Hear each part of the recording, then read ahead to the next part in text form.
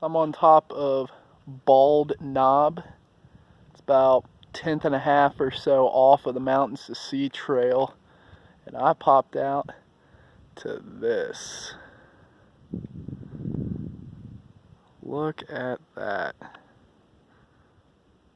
Absolutely gorgeous views of, that is the entirety of Linville Gorge. You got Short Off Mountain, Table Rock, Hawksbill, even got Grandfather Mountain off in the distance.